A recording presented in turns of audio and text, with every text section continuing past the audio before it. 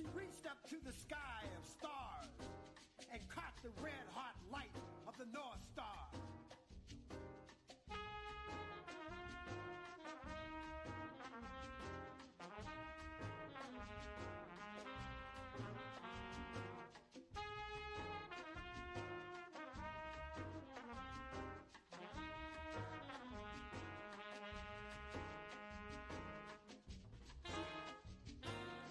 Opened the earth, walking with blood-soaked feet. She challenged the whip, the gun, the knife. She challenged the fire, pulled from the bodies of slaves, made into laws, prisons, and courts.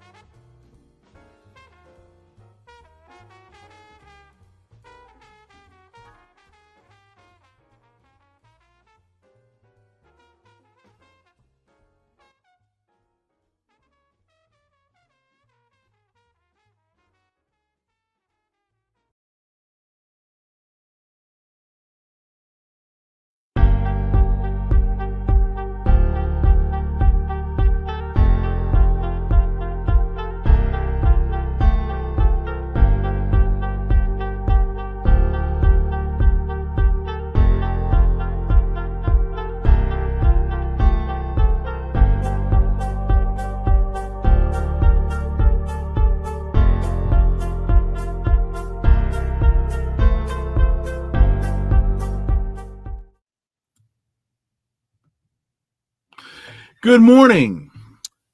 Yesterday, another ceasefire deal between Hamas and Israel was announced. Donald Trump could not wait to take credit for the victory. He posted on social media, quote, "This epic ceasefire agreement could have only happened as a result of our historic victory in November, as it signaled to the entire world that my administration would seek peace and negotiate deals to ensure the safety of all Americans and our allies," end quote. Today, Netanyahu delays cabinet vote on Israel-Gaza ceasefire deal and hostage release, while Israeli forces have killed at least 82 people in Gaza, according to medical sources talking to Al Jazeera, including at least 30 people in Gaza City in the hours since Hamas and Israel announced they had reached a ceasefire agreement. Hey, Donald, what happened? I thought you worked out a deal.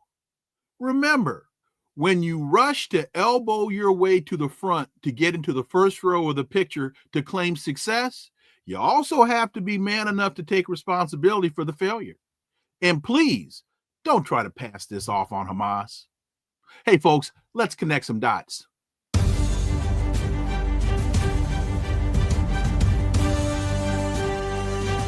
Connecting the Dots with Dr. Wilmer Leon, where the analysis of politics, culture, and history converge. Welcome to the Connecting the Dots podcast with Dr. Wilmer Leon, and I am Wilmer Leon. Here's the point.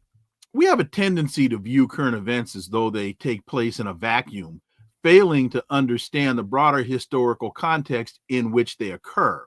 Thus, during each episode, my guests and I have probing, provocative, and in-depth discussions that connect the dots between these broader historic events and the context in which they occur, enabling you to better understand and analyze the impact within or on the global village in which we live. On today's episode, the issue before us is the death toll in Gaza, which was counted from dawn yesterday. It continues to rise as Palestinians return to shelter in their tents after briefly celebrating news of a ceasefire deal that was reached between Israel and Hamas Wednesday night. What happened? Well, let's talk to my guest. He's an international geopolitical consultant, global speaker, author, veteran, and former international security analyst in Washington, D.C. He's the founder of Global Perspective Consulting, which is headquartered in Dallas, Texas. He's Dr. David Oualaalou. As always, David, welcome to the show. Pleasure to be with you, Wilmer. So this is a bit of a long read, but I want to try to frame this accurately. So a ceasefire deal is announced in Qatar. Qatari Prime Minister Sheikh Mohammed bin Abdul Rahman Al Thani said the agreement would come into effect Sunday, so long as it was approved by the Israeli cabinet. And there, I think, lies the rub. U.S. President Joe Biden said it would halt the fighting in Gaza, surge much-needed humanitarian assistance to Palestinian civilians, and reunite the hostages with their families. Israeli Prime Minister Netanyahu said the deal's final details were still being worked on, but he thanked Biden for promoting it. One far-right Israeli minister, Itamar Ben-Gvir, claims to have scuppered similar agreements over the past year and is opposed to this one. David, I think a lot of people jump the gun here. You can't just look at this in the context of Israel versus Hamas. You have to understand the individuals involved and their particular interests, especially Trump and Biden in the U.S., Ben-Gvir and Netanyahu and others on the Israeli side. Your thoughts, David Oualaalou. Well, in case, Wilmer, just to understand the complexity of the Palestinian-Israeli conflict, it's a long one. We're not going to get into that, but we're going to get into understanding the dimensions now of what this so-called ceasefire means. It's because while it is good news, people are already jumping to conclusions that it's a fait accompli. It is not, because the negotiations are going on. At the same time, dozens of martyrs and intensive bombing continues on. So where are we? Where do we stand on this?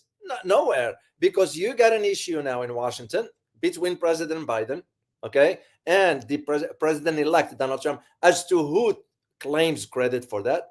Then you get an issue in Israel between Netanyahu, Ben-Gvir, and Smotrich, because Smotrich and Ben-Gvir threatened to withdraw from the government, which means what, basically? The collapse of the Israeli government. Then you have a third element. And all this happens within time that the Houthis, for example, are targeting the Ministry of Defense in Tel Aviv, which is symbolic in its own right. That's another conversation also. But to put all this together, like you suggested, to put the dots together, the key that all this converge on one particular aspect, and you know what that aspect is that Israel was unable to defeat Hamas. That's what's the bottom line to all this. And to the Israeli government, because it dug a hole for it on its own per se, there is no way coming out of this. Things have changed. You just made a very important point that I make on this show and other shows whenever I'm asked this question, and a lot of people just don't understand the dynamics. You said one of the key elements here is Israel has not defeated Hamas. And when a lot of people look at the footage and they see how Gaza has been decimated and all these refugees are now in the desert and living in tents, and then they look at Tel Aviv and the buildings are there and the people are in the street. People don't understand that the objective of a resistance movement is different than the objective of the occupying forces. And they aren't, success and failure are not measured by the same yardstick within those two varying interests. David Oualaalou. Well, here is one thing that a lot of people do not understand, mainly in the West. Don't understand that for Hamas is a part of the social fabric of the Palestinian society. That's a reality. That's something we can't just overlook and say, oh, it's just a group. And no, it is a group that is part of the makeup of the society. That's how it is. That's why Hamas is well sort of accepted within the Palestinian than the Western media may have you otherwise believe. The same arguments can be made about Hezbollah, for example. The Mhm. same argument we can make today about the Houthis or Ansar Allah in Yemen. So the thing is that the PLA, the Palestinian Liberation Organization, the central one, with Mahmoud Abbas, they are so concerned about Hamas. They fear Hamas, not about fighting. They fear about Hamas acceptance, because the PLO, the Palestinian Liberation Organization, is in the hands of the Israelis and the Americans. In other words, we can dictate to them what to do and not to do.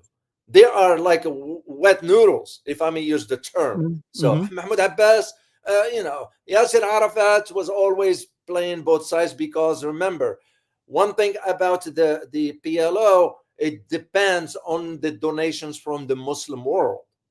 This is why in the Arab and the Muslim world, leaders, sometimes the leaders of those countries, will allow certain types of demonstrations in support of the Palestinian cause per se. Well, in reality, it has nothing to do with Palestine. It has to do with diverting the attention of the economic failures, the education, healthcare, government spending, and so forth. That is why those leaders doing it. And same thing now with this agreement that is now in negotiations. It's kind of too late after the massive devastation that took place. Where were the Arab leaders? Where were the Muslim leaders? They all talk about ceasefire and so on, but they couldn't take a stand or an action when it matters. You have only one group so far, is the Houthis or Ansar Allah, that is able to take on Israel. So, and this is where this understanding this dynamics, the agreement now in negotiations, and I doubt it that it will hold this ceasefire, because we've seen this movie before. Just without going into all this history over 70 years, I think it's important for people to understand, as I remember this, you mentioned the PLO and Arafat. They were the armed resistance for Palestinian liberation. And if I have this right, I thought that Hamas originally was funded by Israel and the United States as an alternative to the PLO. And then after Arafat died and Mahmoud Abbas took control of the Palestine Liberation Organization, that the dynamics of the two shifted, because Abbas, many Palestinians will say, was bought off by the West, and Hamas became the more radical armed resistance element of Palestinian liberation. And that part of the conversation doesn't get articulated in the West. No, you're absolutely correct, Wilmer. It does not. It's because it demonstrates how weak Mahmoud Abbas is, and the West does not want that sort of notion to be made to the surface as far as who is in charge here. Yeah, Mahmoud Abbas on the papers, but it's Hamas that is now fighting Israel. And with all this, to me, I go back to my conclusion that Israel was unable to defeat Hamas after all the massive bombing and so forth, because reality speaks for itself. And I see the same arguments about Hezbollah, that we saw the same back in 2006 when Hezbollah was able to drive Israel out of southern Lebanon. So it wasn't the Lebanese government, but it just the Middle Eastern geopolitics. It's a very, very complicated. It's not an easy to sort of untangle that in a session or two. It's because there is an old history, but also there are the deals behind closed doors that's taking place. I remember one day I met Dennis Ross, who was the former U.S. representative for the Arab-Israeli conflict, and I asked him straightforward, why the deal wasn't signed in Oslo? Well, I said, because Yasser Arafat refused. Okay, and I said, why is that? Well, I said, because he wants to ensure the flow of money. And I could see the logic in that argument, because when I wrote a book about the U.S. in the Middle East, I kind of find out that the day Yasser Arafat passed away, $10 million was transferred from a bank in Switzerland to a bank in Paris, where Yasser Arafat's wife used to live and maybe still lives there. So it shows you just the dynamics, how it is. We are trying to play now the PLO against Hamas, and the Palestinians are in support of Hamas because they took a stand against Israel. Which is why, to your earlier point about how the ideology of Hamas, liberation, opposition to oppression, that is a cultural dynamic within Palestinian culture, the same way resistance and freedom from oppression is inherent, is now ingrained in the culture of Hezbollah in Lebanon. I say all the time, and I think you've heard me say this a number of times, you can't kill an ideology with a military. You defeat an ideology with a better ideology. That is correct. This is why our foreign policy, I call it the militarized foreign policy. Every aspect we think in terms of a military. But again, this is nothing new, because you have to go back to after World War II and how the whole history unfolded into getting into this mindset with the neocons taking over. And we all know the rest, as they say, the rest is history. So this is where the problem is. Cherie writes, Yasser Arafat and Nelson Mandela were friends. Yes, because the PLO was funding the freedom struggle and arming the freedom struggle in South Africa. He was arming Mandela and the resistance forces because they were resisting this. In fact, this reminds me, they were resisting the same element. I remember I was in Iran talking to the cultural advisor to the supreme leader, and I asked him, he and I, we had a 3-hour meeting, and we spent a lot of time talking about Black history. And finally I asked him, I said, sir, may I ask you, I said, I only know one way to ask this question, so please don't consider this to be rude. I said, why do you care? Why are you asking? Why do you all in Iran care so much about the African American community? And he said, because we are being oppressed by the same forces. And as a Shia Muslim, it is our job to resist oppression everywhere we see it.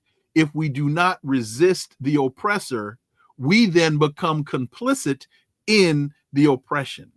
He said, we're being oppressed by the same forces. And that's what motivated Arafat to back Mandela. That's what is running consistently through, I think, so many of these resistance movements. They see themselves, whether it's Ansar Allah, whether it's Iran, they see themselves fighting the same oppressor. Yeah. And the best example I can give your audience, Wilmer, just for example, the elections in Egypt, when Mohamed Morsi won the elections democratically because people voted for him. What did we end up doing behind closed doors? Coordinated with the Saudis and pushed Fattah Sisi, the current president, who was a general at the time in the military, pushed him forward to go ahead with the coup, where the people voted for the Muslim Brotherhood because that's what they wanted. And we end up sort of turning the table on just because if we think that we can always manipulate our way through systems like this, yes, we do that. We've been doing that. But at the heart of the issue is people look at the depth of where their society is, look what they want and who they can trust. And this is the issue with Hamas, to go back to our point about why the Palestinians support Hamas more so, and we won't be able to sort of not differentiate, but disassociate Hamas from the rest of society of Palestine, because Hamas is part of the fabric of the Palestinian society. So Donald Trump is going to be sworn in on Monday the 20th, and Joe Biden steps to the podium last night and announces the ceasefire. Donald Trump now then rushes to Twitter or X or whatever his thing is, and claims victory. A lot of this seems to be eerily reminiscent of the Iranian hostage crisis as it relates to Jimmy Carter. This just seems eerily reminiscent of that event. Yeah, well, indeed, it's because now you're gonna see who's gonna want to take credit for this. And once you move into this direction of who's gonna want credit, rather than thinking about the welfare of yes, the Palestinians, they are not Americans and so forth, but that's beside the point. It's thinking about the example of how to lead in a new multipolar order. And if you have now Biden saying, I am the one who did it, Trump is saying, I am the one who did it, that just shows you right there, we are not our foreign policy is not a very cohesive one. It's not well organized. There is no strategy into that. And we just seems to be reacting to events as they happen. That's basically where we are with this. So let's look at a couple of other contributing factors. One would be the fall of al-Assad in Syria, because it's, as you know, reported. Oh, first of all, Ellie JJ says that Ellie agrees with me. Okay, Ellie, thank you. Therefore, I must be right. The role of the impact of the fall of the Assad regime, because the West has been promoting that as, oh, this is the trump card. Now Iran is going to fall, Lebanon is going to fall. I think they're looking at this, as they tend to do, in a very, very narrow perspective. They don't understand. People in the West don't understand the concept of time and how cultures in the Middle East, they have a different understanding of time because their cultures are thousands of years old, not hundreds of years old. So as far as they're concerned, in Lebanon and in Palestine and in Iran, this is a blip on the radar screen, David. That is true, and all this has to go all the way back to Sykes-Picot Agreement, which they didn't take into consideration the tribes' mindset, because that's part of the makeup of society into all this. To go back to the Syria, which is another issue, that is, of course, we are at loss as to what to do, and here is the kicker to all this, which has just happened. As a matter of fact, it has not been reported aggressively yet. I found it from overseas because I talked to people overseas. Do you know that the US and the French are in talks right now about consideration of sending troops to secure the border zone in northern Syria, northwestern, that is, as part of an effort? And the reason why they want to do it is because they want to diffuse the conflict between Turkey and Western-backed Kurdish Syrian forces. We all know what it means. Because if you are to think about, if it is the case, then why the US is sending 3,000 troops over there? So are we going to see another dimensions or similar scenario to what we saw in Libya? Are we going to see a similar scenario to what we saw in Iraq? Are we going to see, even I'll go as far as saying, are we going to go and see similar scenario to what we saw in Yugoslavia when it was carved out? Because Syria now is a different story here. And al-Julani, we call him by his name, Ashara. Funny how Western media switch. We used to call him al-Julani, le nom de guerre.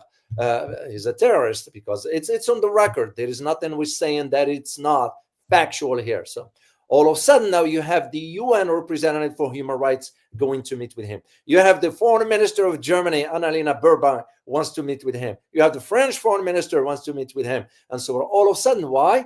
Because we wanted to carve out the path to what we want the outcome to be in Syria. And even Syrian people right now are kind of pushing back against al-Julani, because with his ideology, the way he's coming about it, the harshest, stricter interpretation of Islam, You know what it means. He didn't even want to shake hands with Annalena Baerbock.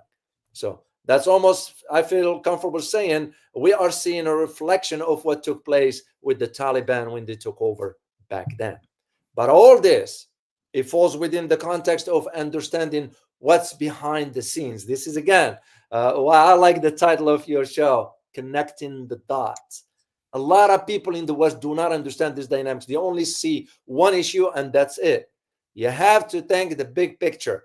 There are so many interplays. Now, you have the MI6, you have the CIA, you have the Mossad, all playing a role into shaping the trajectory of where Syria is going to be next. Then you have the Kurds and the Turks. What the Turks are saying, listen, they're saying to the West, listen, we will be able to crush any terrorist groups. And to my knowledge, the Turks are in possession are capable of doing that, because the Turkey has always looked at PKK as a terrorist group. No matter what you say to them, that's always been perceived that way. So the dynamics in Syria are very, very fluid. It will be very interesting to see how it moves forward, because now the question that I'm asking, and I'm sure your audience who are familiar with this topic will be asking the same question. Are we replacing Assad with another one by Giuliani? Meet the new boss as the old boss. And to that point, because there are a lot of when Assad left, there was all this reporting about the Syrians, they're dancing in the street, everybody's so happy that Assad is gone, the terrorist dictator, blah blah blah blah blah. But Professor Dan Kovalik was on the ground at the border, and he came on my Sirius XM show and was reporting that what's not being reported is all the people that are leaving the country, that al-Jilani was cutting heads in the town square, and that he was imposing Sharia law, and that he was basically acting as the terrorist that the United States claimed he was. And what a lot of people don't understand or appreciate, and if I'm wrong, please correct me, the terrorist the United States paid him to be. Well, actually, you are right on that, because we've been funding organizations the likes of ISIS. I mean, how did ISIS or ISIL came about? How Al-Qaeda itself came about? There is a book out there by the name The Hidden Truth, the Forbidden Truth, the talks between the US and Taliban. It was written by a French author, Guillaume, I forgot the last name. It just highlights the depth of really what's going on behind this. We're the one who funding those kind of entities. This is why now, what you notice, in, as I mentioned earlier, we are using the full name of al-Jilani. We don't call him Jilani anymore, we call him Muhammad al-Shara. And we are also thinking in terms of using the terms, or rather not thinking, but we are using the term freedom fighter. So that's usually an indication for how we, so it's not a secret. He was a CIA asset. We've been funding him. We've been pushing for that direction. The only problem that, and this is where geopolitics comes in, the only problem now is you have uncertainty. At least with Assad, and I am not in favor of Assad or any Arab leader for that matter. With Assad, there was something we could count on: predictability. Right. You will be able to know that Assad will not, for example, cross into firing into Israel and so forth. There's always that predictability. With now the situation that is so fluid in Syria, we have no idea how things are going to evolve, because because the Kurds, now that they've been fighting against HTS, Hayat Tahrir Sham, they are not on the same page, because they have their own agenda. And this is why I am leaning more towards the possibility we might end up seeing Syria being carved out. And Turkey, it's not going to allow that, no matter what. And my big concern with this, Wilmer, my big concern, looking down over the horizon, will we see Turkey against the US forces on the ground there fighting? That will be very problematic. Because remember, we have two other players in the picture, Iran and Russia. Now, if Turkey or Turkey, as Erdogan now wants it to be called Turkey, aren't there U.S. missiles in Turkey? Don't we have U.S. missiles based in Turkey? And so, because I've been saying for a very long time, Erdogan can do a lot of inconsistent things up to a point. But when you have U.S. missiles in your country, the U.S. calls the tune at the end of the day. Well, that is true. A good friend of mine who retired used to be the commander of the Incirlik base, where we have the nuclear missiles there and so forth in Turkey. So you kind of, yes, once you have that, you have some sort of a say to a degree. Now, we can do this, and this is where I need your audience to understand the distinction here.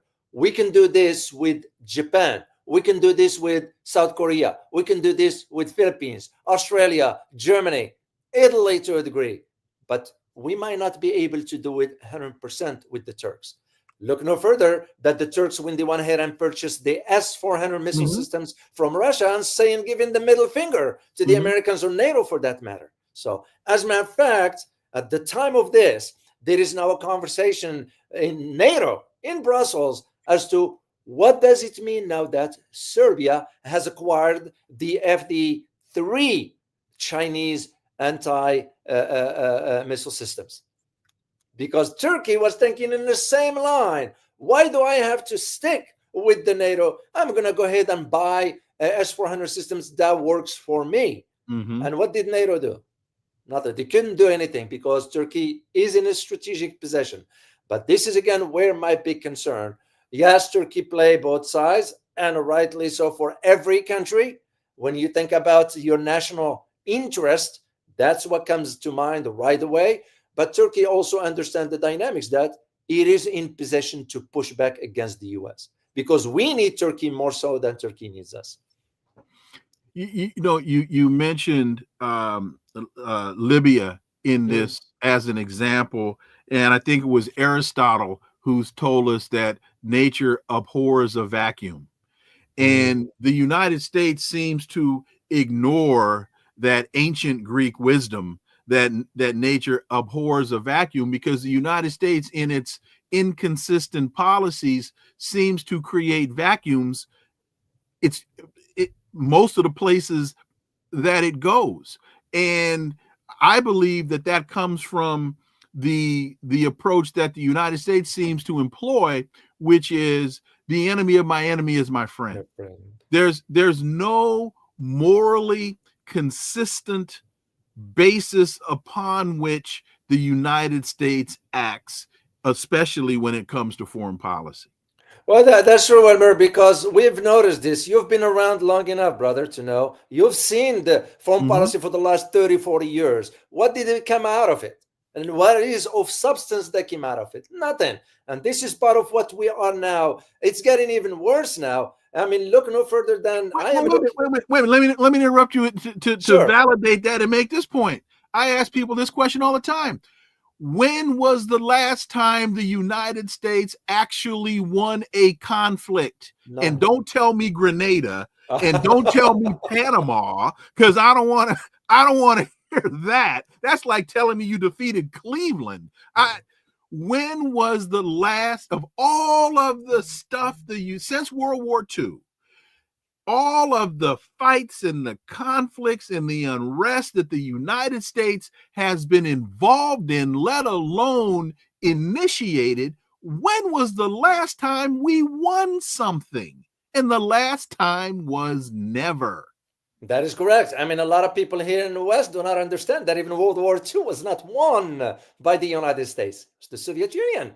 You know, we took claim, we took credit for it, and things rolled into that direction. Speaking of that, right after that, around 1947, 48, the discussions start to emerge over what do we do next? Because right after that era, getting into the 1950s, we start pushing for this creation of an eternal enemy, at that time Soviet Union, and that's paved the way in 1952 to the decision to be involved in conflict but not winning wars. And that's where Korean War, Vietnam, Gulf War, Gulf II, Afghanistan, and now Ukraine, and soon to be in the Far East. That is where my concern. So just to go back to my point, Wilmer, if I may, regarding the foreign policy, I look at now the pick for the Donald Trump's cabinet. Who's picking up Marco Rubio. Yeah, individuals that do not possess the depth when it comes down to geopolitics. I mean, no offense to anybody. I know Marco Rubio. I almost dealt with him directly for an issue regarding overseas and so forth. But things didn't work out. I kind of like, okay, whatever. And the idea of when you're ready, already you're hearing the statement just announced this morning. He's calling for North Korea a dictator and all. Well, wait a minute. Is this how you intend to approach already foreign policy, that is?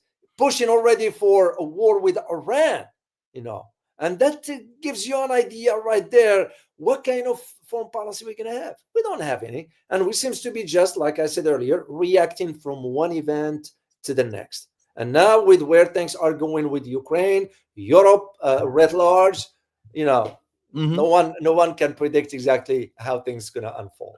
In fact, going back to my point about the United States hasn't won anything since World War II, a historic point, which, folks, you can look this up if you think I'm giving you propaganda. The United States wouldn't have won World War II if it hadn't been for the 27 million people that Russia lost. That is correct. If it hadn't been for the Soviet Union, if it hadn't been for the Soviet Union, we would have lost World War II. That is correct. So, folks, that's just a data point as everybody wants to go into all this anti-Russia foolishness. Another quick point before we move over to the Ukraine, and that is Biden's speech from the State Department. Okay, well, you go it, man. Wilmer, I put my hands in my head and I just like, what's wrong? What's wrong with our so-called leaders? Pathetic to state that we are now stronger than ever, that we are now creating a better world. What happened to the involvements in the genocide or war crimes in Gaza? What happened with the massive wealth transfer out of American taxpayers that's been sent to Ukraine and Israel, while at the same time people are struggling in LA or in Mississippi or in Ohio, and you say to yourself, they don't have, and I don't know what the word for it, Wilmer, please help me out. They have no shame. No shame. How can they look at themselves and say a flat lie to your face? That's like disrespect of almost there is. I can't describe it. I get emotional about this one because it really bothers me, because to me, a man is as good as his word. Say what you mean and mean what you say. And wasn't what the Roman emperor Marcus Aurelius once said, if it ain't true, don't say it. Watch what a man does, not what he says. End of quote. And final point on Biden's speech, if what Biden said at the State Department and if what Biden said last night was true, why couldn't his vice president win the election if she had been able to run on all of the positive things that Joe Biden was articulating? And the reason was she couldn't run on them because it wasn't true. Okay. That's true. Point there. And also, you talked about Marco Rubio, or Lil Marco, as Trump likes to call him. I can't imagine Marco Rubio sitting across the table from Wang Yi, the foreign minister of China, or Sergei Lavrov, the foreign minister of Russia. These two guys are lifelong professional diplomats. They studied diplomacy before they became diplomats. Their lives have been focused on diplomacy. It takes me back to the Chinese delegation meeting with not Jake Sullivan, but the U.S. Secretary of State Anthony Blinken in Anchorage. Oh yeah, I remember that. When Blinken is trying to lecture the Chinese, and I said, no, buddy, we're not gonna sit here and listen to you do this. We're China, damn it, and no, we're the big guy in the room, not you. And they got up and walked out, which is something the Chinese would never consider doing, because that's not diplomatic. But they got pushed to such a point to where they said, we're not going to sit here and listen to you. And I see Marco Rubio taking a similar tack as Tony Blinken. At the same time, Wilmer, regarding a behavior like that, I think the Chinese were very calculating. That was a strategic move, because that was sending a message. And you know what was that message? Is that the era of the U.S. unipolar hegemony has come to an end. That's, to me, the way I read it when I saw that. When I was in China recently, a few months ago, I was in China and I talked to people and so forth. That is the thinking that have now emerged for the last few years. And now it's moving up even further as far as what China now can do. Look no further than the recent sanctions of the U.S. defense contractors that China went ahead, 10 of them, and put about 28 other companies on the list. If you asked me 15 years ago, Wilmer, would China do that? I said it's unlikely. But that's, to me, the message. They win it through that medium by which to tell you the world has moved on to a multipolar order, gone that era of the unipolarity. And again, final point on the whole Middle East, and that did you happen to see Lester Holt's interview with the Iranian President Mossad Pezeshkian? No, I didn't. Okay. No, I didn't. I'll move on. I'll move on from that. In all honesty, Wilmer, I don't watch anything in the U.S. I got you. Well, and rarely do I, but because this was Lester Holt interviewing him, I wanted to hear. Okay. Houthis claim 6th attack on U.S. aircraft carrier in the Red Sea. And, I tell people all the time, when it comes to trying to really grasp what these stories mean, you have to look at a map to understand the geopolitical implications of the story. So Ansar Allah said yesterday that they attacked the U.S. aircraft carrier Harry Truman for the 6th time since it arrived in the Red Sea. And I don't think folks really grasp what it means for Ansar Allah, who many people also know as the Houthis, to be able to control maritime traffic in the Red Sea. The United States has control of the waterways all over the world. And you have the poorest country in the world controlling the Red Sea. Well, that's a major. I had a chance yesterday to really talk about this one in great length. It's because of the details and the information that I had to reach out to some people to confirm a few things. Yes, the attack on the USS Harry Truman did happen. And the reason it happened, which was 48 hours prior to the Houthis launching a hypersonic missile, Palestine 2, targeting the Ministry of Defense in Tel Aviv. Just for you to, for your audience rather, to know the sequence of events here. So, and the reason why the 48 hours prior attack, because at that time, the British and the Americans and the Israelis, because it was the first time the Israelis and the British were coordinating effort to attack Yemen. Mm-hmm. That is the reason why they went ahead. The Houthis went ahead and attacked, and the order came from the Central Command to move the USS Harry Truman out of the region. The reason why they moved, because they know, meaning the American side knew, that if the Houthis were able to launch, because they did before, launch a hypersonic, that means they have something that can sink an aircraft carrier. Always remember, in international relations, optics matters. The fact that Houthis, who controlled the Red Sea for the maritime line in the Red Sea for the last 12 to 14 months, and the US and the UK were unable to lift that blockade, tells you the story right there. And the Americans were very concerned that because we know this for a fact, that the Houthis are in possession of some advanced systems.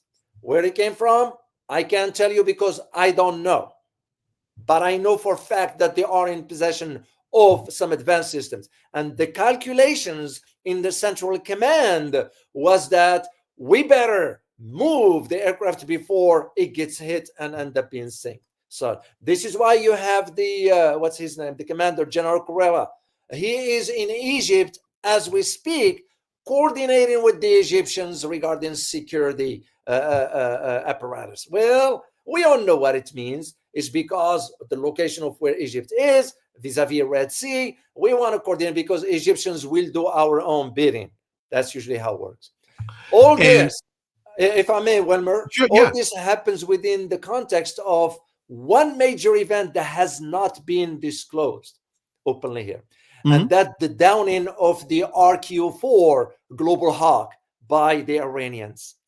Now, if you know anything about Global Hawk, the RQ-4, that one goes up about 60,000 feet, which means what, basically? You have to have some advanced system to take it down. The Iranians did.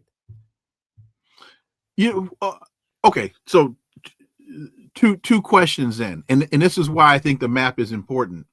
People, you need to look at a map of Yemen and understand the Red Sea. I think is that the Bab al-Mandab Strait that leads in the south, that leads into the Gulf of Aden. That's correct. Across the Bab al-Mandab Strait is Eritrea, Ethiopia, and Djibouti. Yeah. Okay, so you've got to understand that broader dynamic, which then takes me to the RQ-4 Hawk and the type of technology that, to your point, for Iran to take down an RQ-4 Global Hawk, that means they've got incredibly sophisticated technology. For Yemen to launch a hypersonic, that means they have very sophisticated technology. So, folks, you have to understand you can't confuse restraint with fear. So they have the technology to do a lot more damage than they're doing. Right now, they're just making calculated decisions not to use the technology. Is that accurate? Well, yeah, that is correct to a degree, because all they're asking for, you know what the Houthis or Ansar Allah are asking for? One condition and one condition only: for Israel to stop its aggression on the Palestinians. That's all they're asking for. And I think Israel and the West, for that matter, didn't take them seriously, because remember, during the war of the Saudis on the Yemenis, on the Houthis back then, with the US, British, German, French, and Italian weapons, we were the one providing intelligence targets. Thank you, Barack Obama, because that was during the Obama administration. Yes, he did. I mean, what Obama did, I'm still surprised that he was awarded that Nobel Peace Award. It's shame. Anyway, but that's, even with that, the Saudis, the coalition that is, couldn't defeat the Houthis. It tells you the story right. The same scenario now we are seeing. We couldn't lift the blockade on the Red Sea, to the point that now when the USS Harry Truman aircraft carrier was attacked, they realized that the Houthis are not bluffing. No, they don't bluff. In fact, I'm glad that's a great point for us to end the discussion on that region with this point. They are called Ansar Allah for a reason. For a reason, right? And I think I may have my interpretation a bit off, but I don't think I'm far off. Either Ansar Allah means either defenders or helpers of God.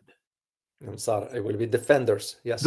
Defenders of God. And this goes all the way back to the prophet, may peace be upon him, because as I understand it, as he was coming through that region, there was a group of Yemenis who saw it as their job, their responsibility to protect the prophet. So, folks, you got to understand, you've got to, I keep dwelling on this because a lot of folks these folks are in it to win it. They aren't bluffing. They aren't joking. And when they say they are ready for U.S. or Israeli escalations as they continue supporting Palestinians, and you'll quote, the siege on the Gaza Strip is lifted, these folks aren't bluffing. They have been doing this for millennium. They aren't playing. Final point on this, and then we'll move on to Ukraine quickly. Am I right? Is that accurate? Well, it is because now they put into shame all the Muslim leaders and Arabs who talks about the brotherhoods as far as the Muslim unity and so forth. There's none of that. It's nonsense because they couldn't take stand when it matters. And that's usually how you test leadership. It's when it matters. Simple as that. One final point I want to say, if I may, Wilmer, regarding the Bab el-Mandeb, just to give your listeners an understanding of that political map. That is, you look at now what's going on in the Sahel region, the whole region. Why Chad now and Senegal and Ivory Coast have asked France to leave, and the U.S. now wants to get in to rebuild Africa.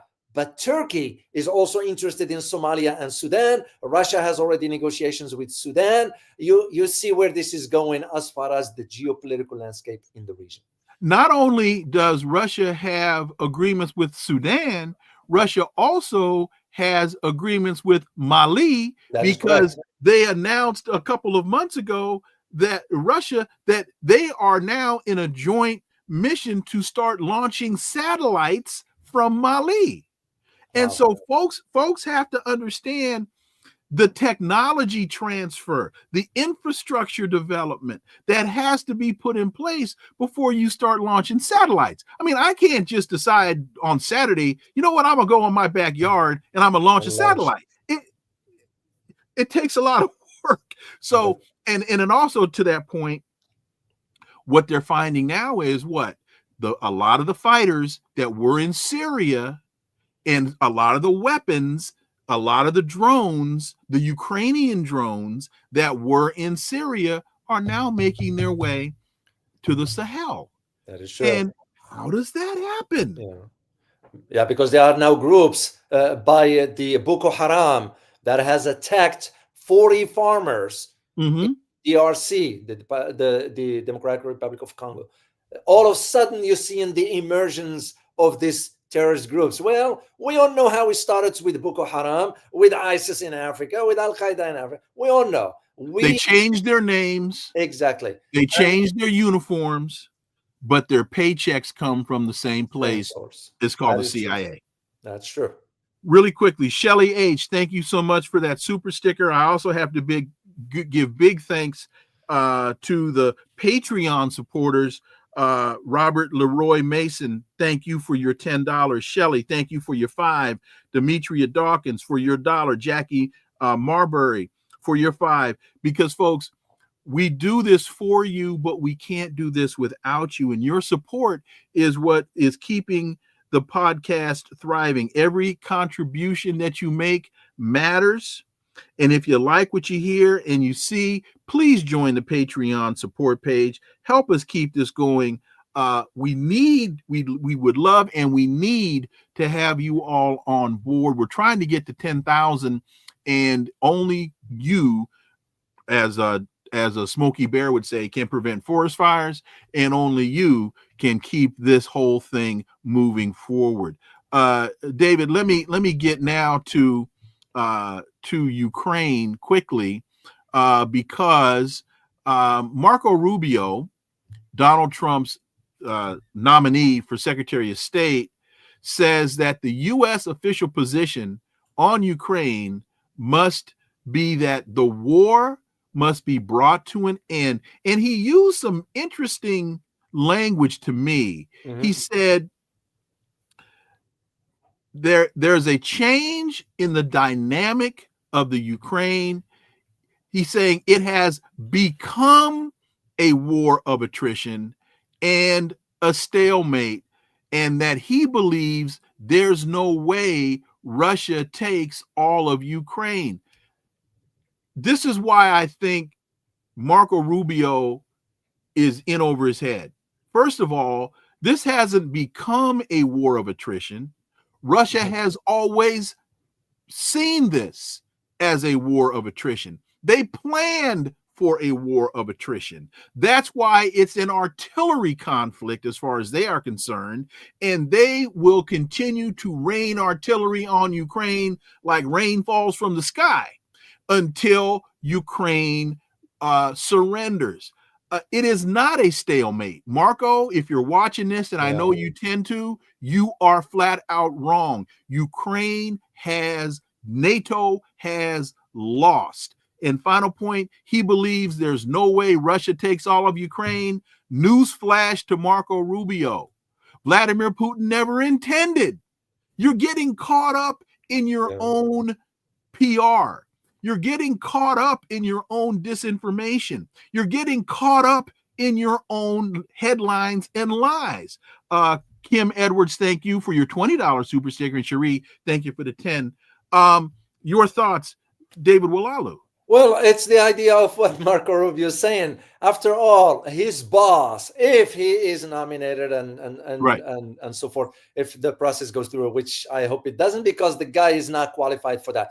His boss is going to say, no, the Russians and the Ukrainians are going to sit down, negotiate, and that's it. They're going to have to cede some territories to the Russians. That's a foregone conclusion. So the idea of that Marco Rubio think, for example, that Russia is going to return back Luhansk, Zaporozhye, Donetsk, it's nonsense. That's gone. As a matter of fact, this morning, it was a close aide to the Russian President Vladimir Putin stated that there might be the possibility by the end of this year that Ukraine will cease to exist.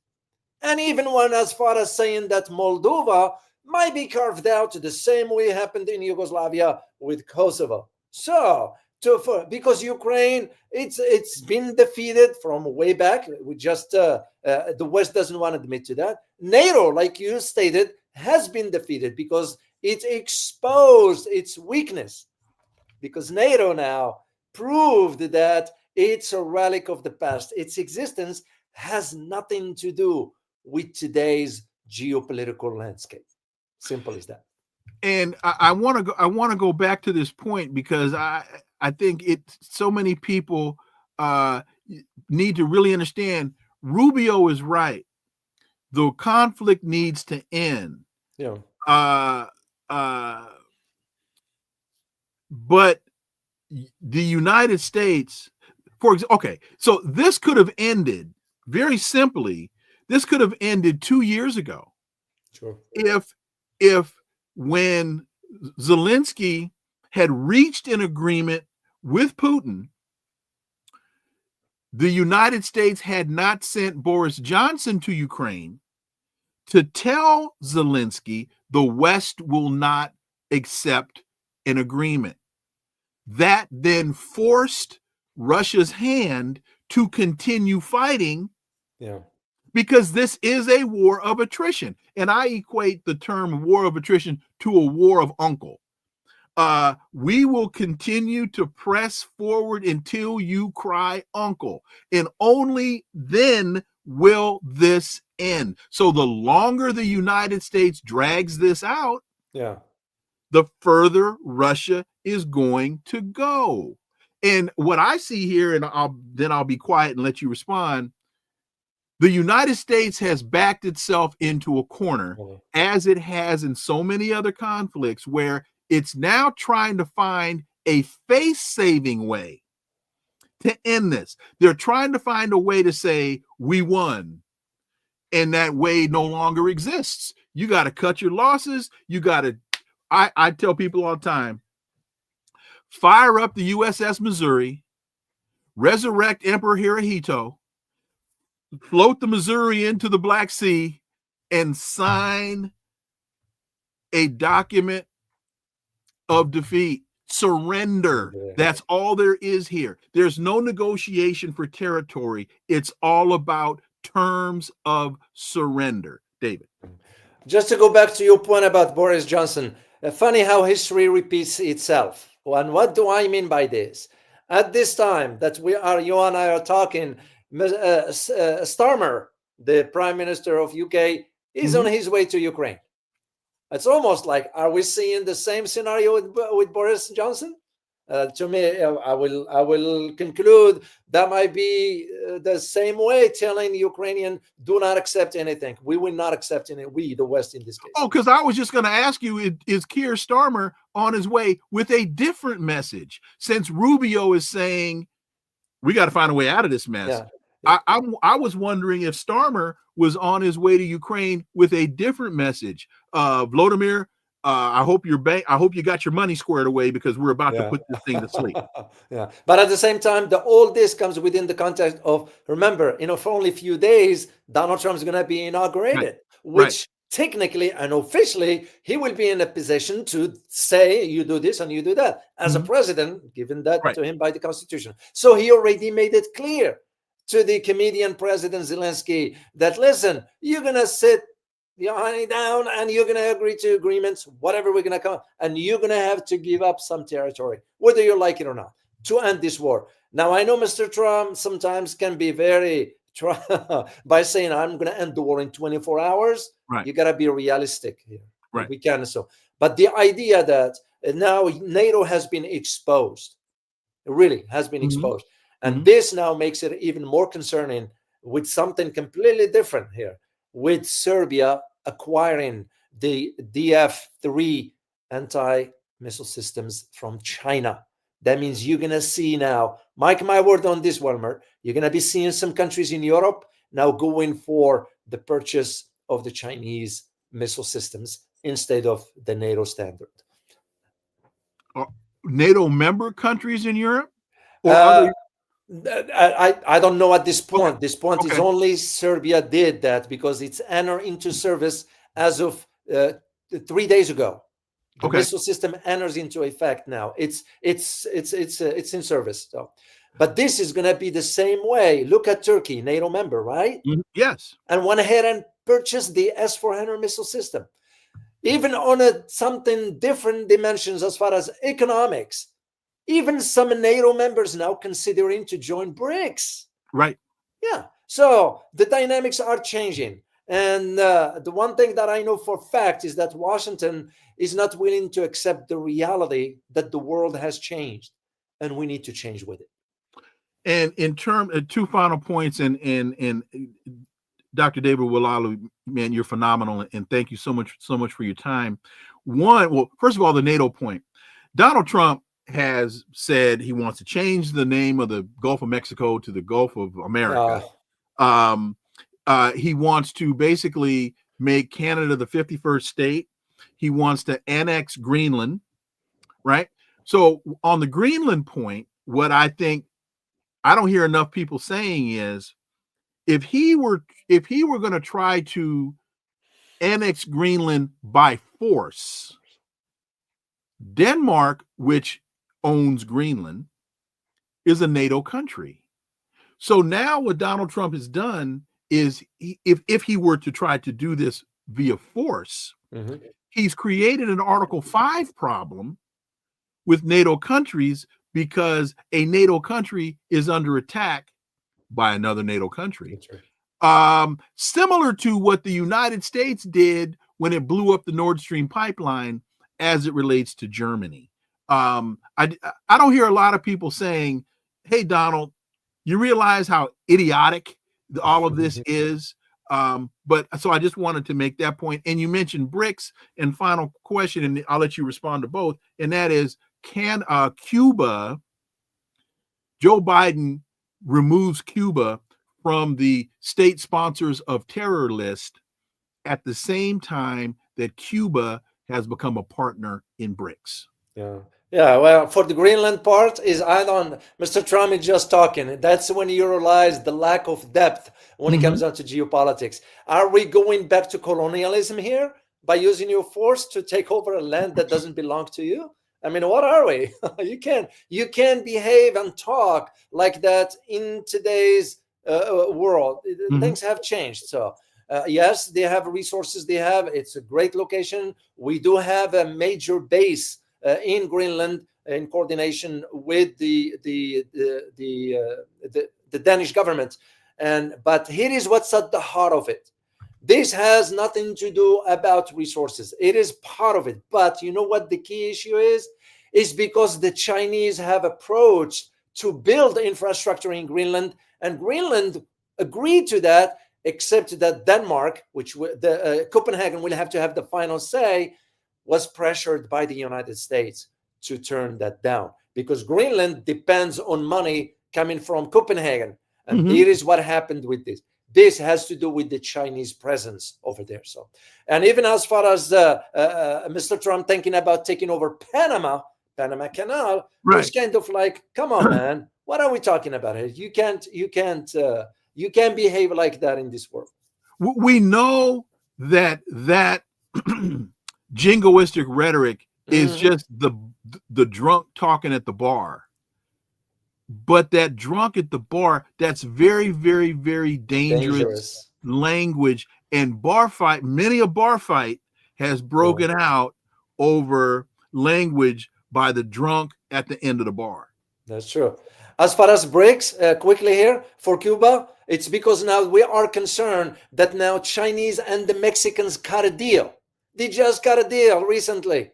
That's going to leave the U.S. on the side, because they, meaning the world now, countries are expecting this kind of tsunami when it comes down to economic tensions with the United States because of the tariffs that the U.S. is going to be imposing on Europe and Canada, China, and so forth. So for Cuba, the idea that Biden did this, I don't know what he had to wait till now, and it was way overdue. But we know it's for political reasons, to push for the voters, the Hispanic votes, because when you take this into consideration with what's going with the sanctuary city or state in California, because California just passed a law now to give free healthcare to illegals. That just tells you the story where things are headed. And final point here as we get out, Carol asked, who are the indigenous people of Greenland? I think around almost 90% of the people in Greenland are Inuit. That is correct. There are two other tribes. If I may add to this one, Tumurit is another one. I'm sorry? Tumalik. If I may add to this one here, because I did address the Greenland issue. Some of the descendants or ancestors also traces their roots back to Canada and certain parts of North America, the United States, that is from. If you go way back into history, that's part of where the indigenous people in Greenland.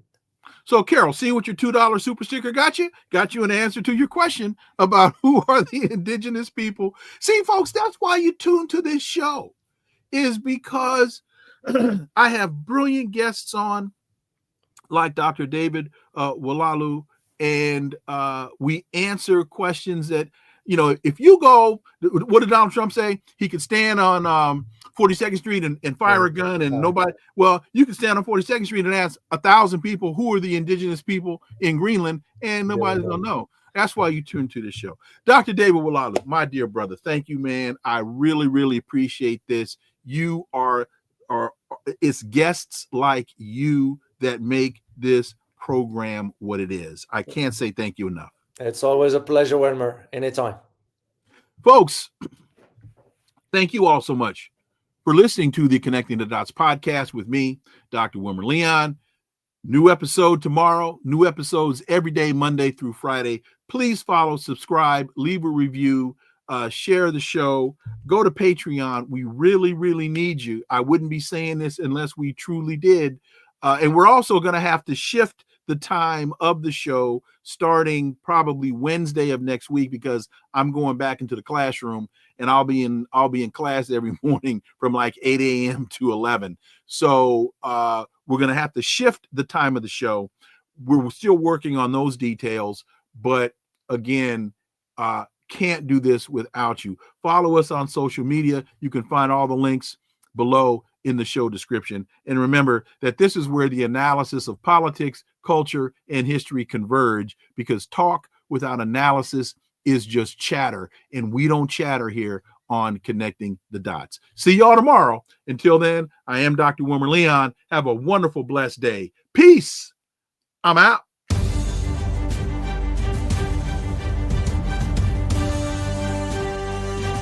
Connecting the Dots with Dr. Wilmer Leon, where the analysis of politics, culture, and history converge.